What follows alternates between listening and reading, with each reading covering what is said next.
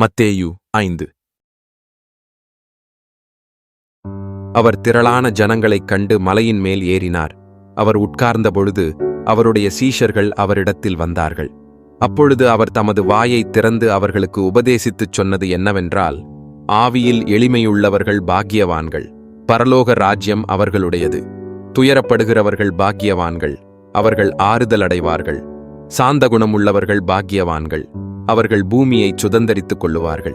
நீதியின் மேல் பசிதாகமுள்ளவர்கள் பாக்கியவான்கள், அவர்கள் திருப்தி அடைவார்கள். இரக்கமுடையவர்கள் பாக்கியவான்கள், அவர்கள் இரக்கம் பெறுவார்கள். இருதயத்தில் சுத்தமுள்ளவர்கள் பாக்கியவான்கள், அவர்கள் தேவனை தரிசிப்பார்கள். சமாதானம் பண்ணுகிறவர்கள் பாக்கியவான்கள், அவர்கள் தேவனுடைய புத்திரர் எண்ணப்படுவார்கள். நீதி நிமித்தம் துன்பப்படுகிறவர்கள் பாக்கியவான்கள், பரலோக ராஜ்யம் அவர்களுடையது.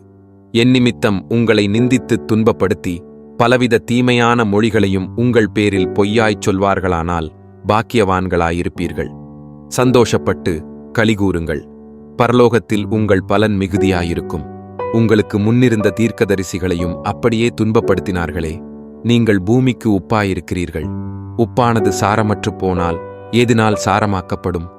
வெளியே கொட்டப்படுவதற்கும் மனுஷரால் மிதிக்கப்படுவதற்குமே ஒழிய வேறொன்றுக்கும் உதவாது. நீங்கள் உலகத்துக்கு வெளிச்சமாயிருக்கிறீர்கள். மலையின் மேல் இருக்கிற பட்டணம் மறைந்திருக்க மாட்டாது.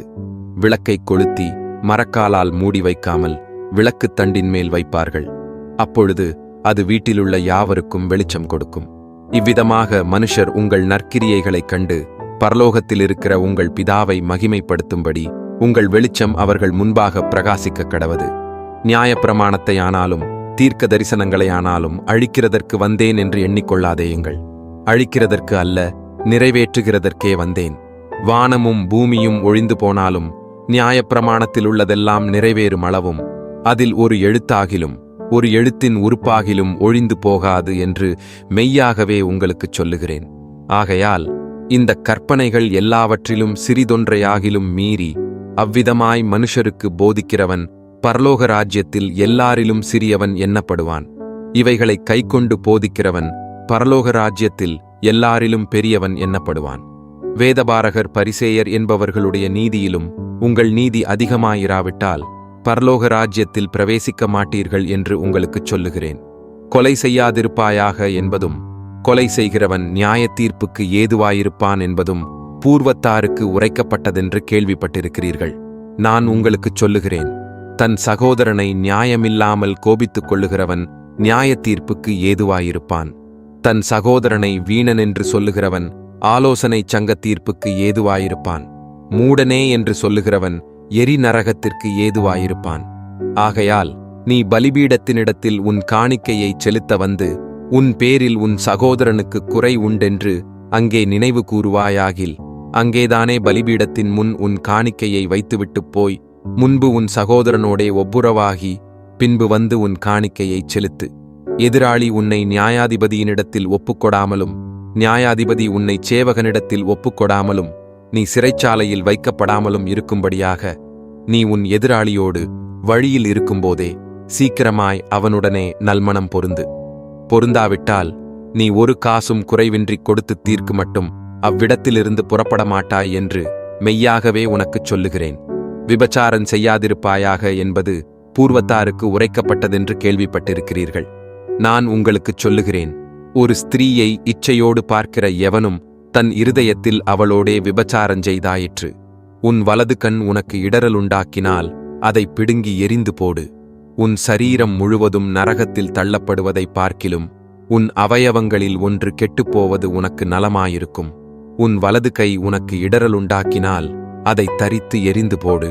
உன் சரீரம் முழுவதும் நரகத்தில் தள்ளப்படுவதை பார்க்கிலும் உன் அவயவங்களில் ஒன்று கெட்டுப்போவது உனக்கு நலமாயிருக்கும். தன் மனைவியை தள்ளிவிடுகிற எவனும் தள்ளுதற் சீட்டை அவளுக்கு கொடுக்க கடவன் என்று உரைக்கப்பட்டது. நான் உங்களுக்குச் சொல்லுகிறேன், வேசித்தன முகாந்தரத்தினாலொழிய தன் மனைவியை தள்ளிவிடுகிறவன் அவளை விபச்சாரம் செய்ய பண்ணுகிறவனாயிருப்பான். அப்படி தள்ளிவிட்டவளை விவாகம் பண்ணுகிறவனும் விபசாரம் செய்கிறவனாயிருப்பான்.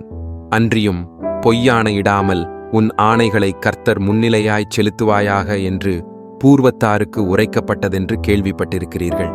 நான் உங்களுக்குச் சொல்லுகிறேன், பரிச்சேதம் சத்தியம் பண்ண வேண்டாம். வானத்தின் பேரில் சத்தியம் பண்ண வேண்டாம், அது தேவனுடைய சிங்காசனம். பூமியின் பேரிலும் சத்தியம் பண்ண வேண்டாம், அது தேவனுடைய பாதபடி. எருசலேமின் பேரிலும் சத்தியம் பண்ண வேண்டாம், அது மகாராஜாவின் நகரம். உன் சிரசின் பேரிலும் சத்தியம் பண்ண வேண்டாம், அதன் ஒரு மயிரையாவது வெண்மையாக்கவும் கருப்பாக்கவும் உன்னால் கூடாதே. உள்ளதை உள்ளதென்றும் இல்லதை இல்லதென்றும் சொல்லுங்கள். இதற்கு மிஞ்சினது தீமையினால் உண்டாயிருக்கும். கண்ணுக்கு கண், பல்லுக்கு பல் என்று உரைக்கப்பட்டதை கேள்விப்பட்டிருக்கிறீர்கள். நான் உங்களுக்குச் சொல்லுகிறேன், தீமையோடு எதிர்த்து நிற்க வேண்டாம்.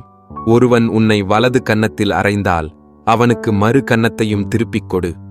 உன்னோடு வழக்காடி உன் வஸ்திரத்தை எடுத்துக்கொள்ள வேண்டுமென்றிருக்கிறவனுக்கு உன் அங்கியையும் விட்டுவிடு.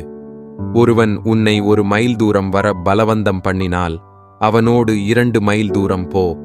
உன்னிடத்தில் கேட்கிறவனுக்கு கொடு, உன்னிடத்தில் கடன் வாங்க விரும்புகிறவனுக்கு முகங்கோணாதே. உனக்கடுத்தவனைச் சிநேகித்து உன் சத்துருவை பகைப்பாயாக என்று சொல்லப்பட்டதை கேள்விப்பட்டிருக்கிறீர்கள். நான் உங்களுக்குச் சொல்லுகிறேன், உங்கள் சத்துருக்களைச் சிநேகியுங்கள், உங்களைச் சபிக்கிறவர்களை ஆசீர்வதியுங்கள், உங்களை பகைக்கிறவர்களுக்கு நன்மை செய்யுங்கள், உங்களை நிந்திக்கிறவர்களுக்காகவும் உங்களை துன்பப்படுத்துகிறவர்களுக்காகவும் ஜெபம் பண்ணுங்கள். இப்படிச் செய்வதினால் நீங்கள் பரலோகத்தில் இருக்கிற உங்கள் பரம பிதாவுக்கு புத்திரராயிருப்பீர்கள். அவர் தீயோர் மேலும் நல்லோர் மேலும் தமது சூரியனை உதிக்கப் பண்ணி நீதியுள்ளவர்கள் மேலும் அநீதியுள்ளவர்கள் மேலும் மழையை பெய்ய பண்ணுகிறார். உங்களைச் சிநேகிக்கிறவர்களையே நீங்கள் சிநேகிப்பீர்களானால் உங்களுக்கு பலன் என்ன? ஆயக்காரரும் அப்படிச் செய்கிறார்கள் அல்லவா? உங்கள் சகோதரரை மாத்திரம் வாழ்த்துவீர்களானால் நீங்கள் விசேஷித்துச் செய்கிறது என்ன? ஆயக்காரரும் அப்படிச் செய்கிறார்கள் அல்லவா? ஆகையால் பரலோகத்தில் இருக்கிற உங்கள் பிதா பூரண சற்குணராயிருக்கிறது போல நீங்களும் பூரண சற்குணராயிருக்க கடவீர்கள். கர்த்தரின் வார்த்தையை மற்றவர்களுக்கும் பகிருங்கள்.